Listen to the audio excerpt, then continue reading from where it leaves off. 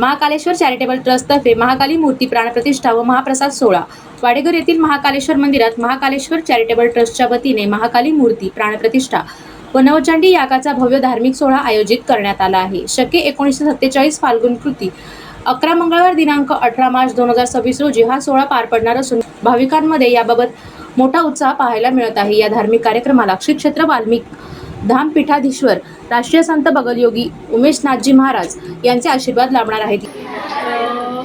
गेली 12 वर्ष झाली ते 13 वर्ष महाकालेश्वर मंदिर ह्या ट्रस्टद्वारे मी महिलांना हळदीकुंकू आणि महाप्रसादाचं आयोजन दरवर्षी करते. माझा उद्देश असा असतो की या निमित्ताने महिला एकत्र येतात आणि आपल्या या सनातन धर्मातनं जनजागृती होते आणि आजच्या या पिढीला सनातन धर्मातलं जनजागृती करणं हे खूप महत्त्वाचं आहे. मोबाईल जेवढा चांगला आहे तेवढा वाईटही आहे.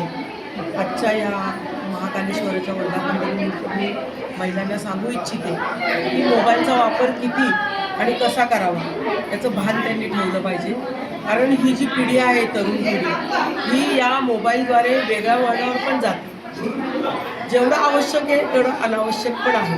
तर जिथे आवश्यक आहे तिथे महिलांना मी एकच विनंती करेन आजच्या या तुमच्या म्हणजे तुम्ही जे माझ्याकडे जे बोलून घेतात त्या निमित्ताने की बाबा महिलांनी आपल्या संस्कृतीची आपल्या धर्माची जाण ठेवून पुढचं आयुष्य जगावं अशी मी त्यांना विनंती करते.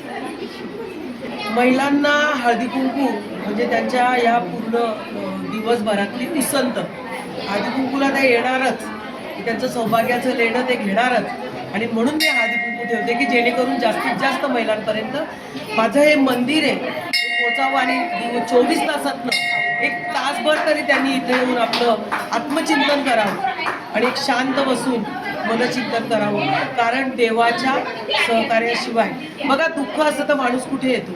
मंदिरात येतो. तर त्यांनी येऊन आपलं बसून 2 मिनटं देवाचं नामस्मरण करावं आणि त्या योगातनं त्यांनी आपल्या सांसारिक अडचणी पूर्ण कराव्या. सांसारिक अडचणीला तोंड देण्याची शक्ती त्यांना माझा महाकाल देईल. आणि एकाच ठिकाणी एवढ्या देवांचं दर्शन झाल्यामुळे आनंद झाला. अशा ताईने एवढं मोठं मंदिर बांधून सर्व लोकांना मोठे उपकार केलेले आहेत त्याबद्दल ताईंना धन्यवाद द्यावे तेवढे थोडे आहेत.